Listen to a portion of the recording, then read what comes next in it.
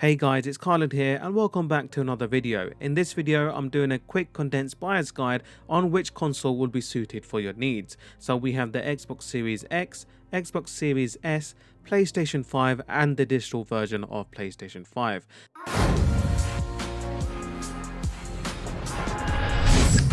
Before I proceed any further, I just want to talk about the 5 different segments I'll be discussing throughout the video. So the first one being the shape and dimension of each of the console. Second, the power output and the graphical prowess. Thirdly, we've got the games and backwards compatibility. Fourth, I'll talk about the pricing structure and how they're different throughout the console ranges. And last of all, I'll talk about which console I'll be purchasing and what's the reason behind it. Now, straight off the bat, we know the PS5 is a behemoth of a machine. It is the largest console in the modern age history and it's just a unit of a machine. So if we quickly look at an illustration by Kay Sawada, I believe, I'll leave her description in the comment section below. We can see the PS5 against the Xbox Series X and the Xbox Series S along with the PS4. So it's on both orientation, we've got landscape and portrait mode. And if we have a look at it, it towers over the Xbox Series X and it's almost as tall as the 30-inch TV included in the illustration. Even when the PS5 is flat on its sides, it is still quite a large machine, so you might find it difficult putting it underneath your TV stand or your computer desk. I personally prefer the design of the digital version of the PlayStation 5. The design looks more symmetrical and it seems like the disc version is more of an afterthought, and they sort of decided to go through the future route because it looks like most consoles in the future will have a larger capacity SSD and the disc will be slowly phased out. So it looks like the disc version of the PlayStation 5 was a bit of an afterthought and it does look a bit weird compared to the digital version, I must say. Now moving to the Xbox Series X, and boy, that console is thick, and I mean thick with a double C, okay?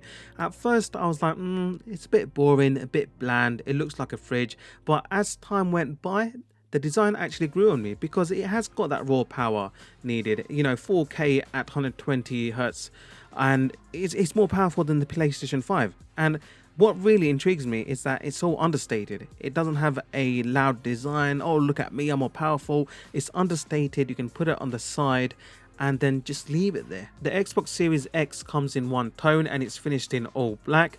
The design is a cube design, so it might be quite hard to put underneath a desk or a TV stand, but you can easily leave it upright on any furniture or leave it in its landscape mode depending on the space you have. And finally, moving on to the smallest ever console created by Xbox, the Xbox Series X. Now if we have a look at the console on first glance, it does look like a laundry machine. Now I know there are a lot of memes out, and to be honest, I 100% agree with it. The design choice is okay, it looks decent, but the black circle reminds you of the door in a washing machine. So maybe in the design department they could have had a little thought and came up with something different. But either way, I'm not too fussed. If we have a look at the picture as well, you can see a controller next to it, and the console is only around 2.5 times bigger, which is great considering that this is sort of classed as a next-gen console. So yeah, kudos to Xbox for creating a small device and an entry-level machine that will get you into the whole Microsoft Xbox ecosystem. In this segment of the video, I'll be discussing the raw power and performance of each of the console. So we'll marry up the Xbox Series X and PlayStation 5 because they are quite close in terms of power, but we'll talk about the Xbox Series S slightly later on. So each of the console will have a custom AMD Ryzen Zen 2 processor. They will have 8 cores, whilst the Xbox Series X will be clocked in at 3.8. The PlayStation 5 will have a variable clock limit of 3.5 GHz. Now this is where we get to the business end, so let's talk about the graphic processing unit in each of the console. So both of them will be built on the custom AMD Radeon RDNA 2 architecture. So with the Xbox Series X, we'll have 52 compute units clocked in at 1.825 GHz, which gives you a teraflops reading of 12. With the PlayStation 5, we'll have 36 compute units clocked in at a higher clock speed of 2.23 GHz, which gives you 10.3 teraflops. Both of the consoles will have ray tracing compatibility, which was previously achieved by high-end RTX graphics card. So when you're playing next-gen titles, when you're playing Spider-Man, GTA 6 when it comes out, and new Xbox, PlayStation titles, when you're in the open world environment, see that ray of sunshine coming down towards you, you'll be able to appreciate light in all its glory and shadows, etc. I'm probably talking nonsense, but it will look fantastic and you have to see it to witness it. Both of the flagship consoles do house 16GB of GDDR6 RAM, which is plenty fast and enough for next gen consoles. So far the Xbox has won in the CPU and GPU department. However, moving on to the storage, both will have SSD, but this is where the PS5 does outweigh its competitor by quite a lot actually. So if we look at the Xbox Series X, it has a 1TB SSD, it has a raw read speed of 2.4 gigabits and compressed of 4.8. If we look on the PlayStation 5, it does have slightly less storage, measured in at 825GB, but it has a raw read of 5.5 gigabits per second, which is absolutely phenomenal and twice as fast as the Xbox Series X, and the compress rate will be measured in at 9 gigabits. Both of the consoles will support resolution of Full HD, 4K and 8K up to 120 frames per second. I don't think 120 frames per second will be achievable at 8K resolution, but definitely on Full HD and 4K. In terms of audio, PlayStation 5 will be using Tempest 3D audio tech, whilst the Xbox Series X will have True HD by Dolby up to 7.1 surround sound. Moving on to the Xbox Series S, so it will have the same 8 cores based on the Ryzen Zen 2, however it will be clocked in slightly lower at 3.6 GHz. The GPU on the Series S will still be based on the RDNA 2 architecture by AMD, however there will be 20 compute units clocked in at 1.56 GHz, which will give you a teraflops reading of 4. We'll also get a decrease in the RAM department, so instead of having 16GB, we'll get 10GB of GDDR6 RAM. In terms of the storage, it will still retain the same raw and compressed read speeds of the Xbox Series X, however the storage will be halved to 512GB. The Xbox Series S is a digital only console, however because of its power limitation you can only play games up to Full HD 1440p, which runs at 120 frames per second. Good news is that games are upscalable to 4K. Like its older brother, ray tracing is also compatible with the younger sibling. Okay, so let's move on to games, backwards compatibility and features of each of the console. So if we start off with the PlayStation 5, luckily you can play most PS4 games on the PlayStation 5 as it's fully compatible. However, anything from the PS3 and prior to that, so PS2 and 1, is not backwards compatible. So a big bummer for people who wanted to play games based on nostalgia purposes. But there is a slight ray of sunshine in the dark tunnel. If you have a PSN Plus account, you can download select games from the PS3, PlayStation 2 and PlayStation 1. A bit limited, I know, but there is some option out there available. Another caveat with the PlayStation 5 is with the new games console, we had a new controller come in the name of DualSense. So DualShock has been totally dropped, and the problem with this is that although it's a great controller, it has adaptive triggers, haptic feedback, etc., it won't be compatible with PS4 games at all. So that means you need to have two sets of controllers, right?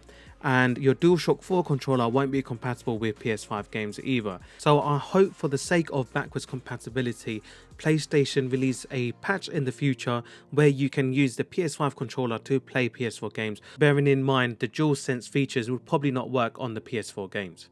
Moving on to the features of the Xbox Series X and Xbox Series S. You know how many times I had to retake because of the stupid naming convention.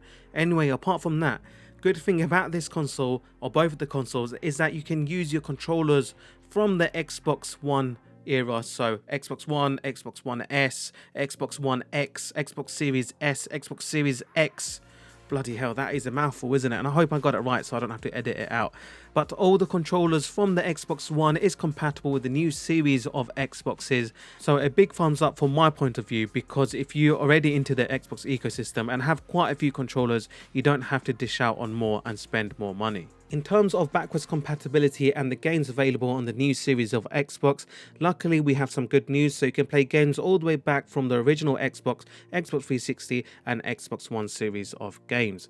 Okay, now I did read somewhere out of the possible 1000 games in the catalogue of original Xbox games, around 5% is playable, so that's around 50 games. Now technically that is correct, because even if it's one game out of 1000, it's still backwards compatible. But it's sort of cheating in my opinion, and I think they should have had more games available in the lineup. Now, the information where I got this from might be totally wrong, so please correct me in the comment section below if I am wrong, but that is what I have heard from a few sources. Rest assured, there's always more potential in the future to add to the list of backward compatible games and hopefully please the Xbox community members. Moving on to exclusive titles for both of the consoles. So on the PS5 we'll have games such as Spider-Man Miles Morales, Ratchet and Clank Rift Apart, Horizon Forbidden West and the Gran Turismo series.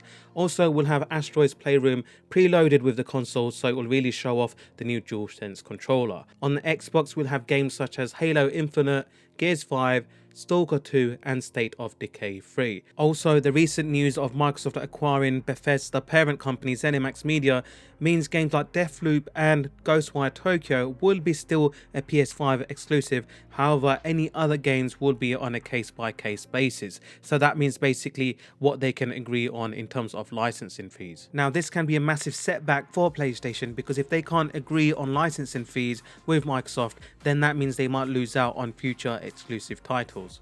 Now, for the simplicity of the video, I'll be stating all the console prices in dollars, but I'll also include euros and UK prices along with other countries. So if we start with the Xbox Series X, it's priced at $499. The same with the PlayStation 5. The PlayStation 5 Digital Edition drops $100, that's $399. And the Xbox Series S drops another $100, so that's priced in at $299.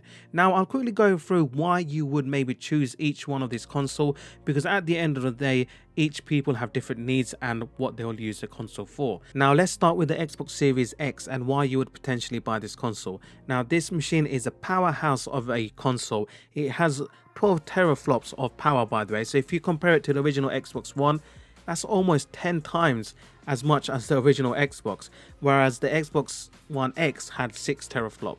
But bear in mind also you'll have a custom SSD which will make loading times around 40 times quicker than your mechanical hard drive counterpart.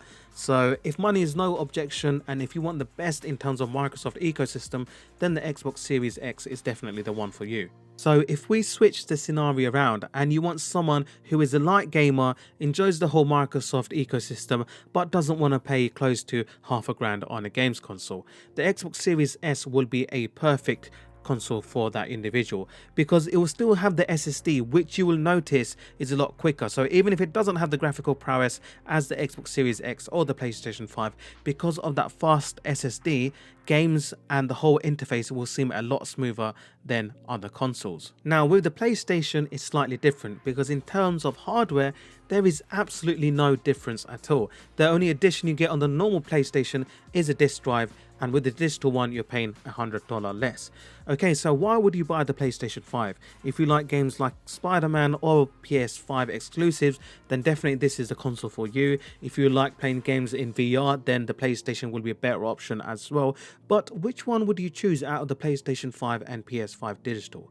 So you have to bear in mind there is a $100 price discrepancy as well. So here's my verdict. If you have a lot of PlayStation 4 games and like to have physical disc copies, then go for the PlayStation 5 and pay that $100 extra. But if you're the sort of person who normally downloads games from the PlayStation Store, then I'll stick with the PlayStation 5 Digital Edition. Not only are you saving $100, you can also put that money aside to expand on the storage. Now, I'm not too sure exactly how much it will cost, but I don't see it costing more than $100 to $150 for another terabyte of storage or 825 gigabytes. And now coming to the final point. So which console will I be getting?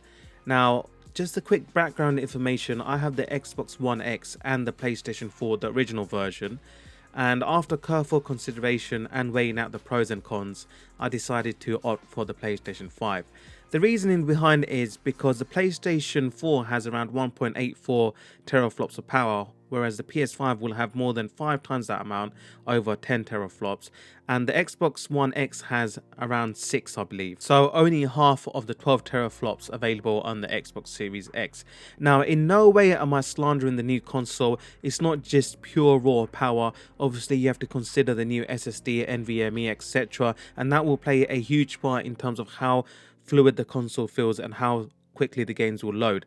But for me, I don't think it is worth an upgrade just yet from the Xbox One X to the Xbox Series X. Maybe in a couple of years I'll change my mind, but for now I'm fine with the current gen Xbox, and I'll be going with the PlayStation 5. I'm going to go for the standard disc version because I have quite a lot of PlayStation 4 games that I would like to revisit and play with my family and friends. Alright guys, so let me know what you think. Will you be going with the Xbox Series X, the Xbox Series S, or the PlayStation 5? Let me know if it's a digital or non-digital version. If you found this video helpful, or if you need more questions need answering, do hook me up in the comment section below. And as always, if you like the video, please hit the like button. If you want more content on tech news, gaming, or anything technology related, then do hit that subscribe button. As always, stay safe. I'll see you in the next one. Peace.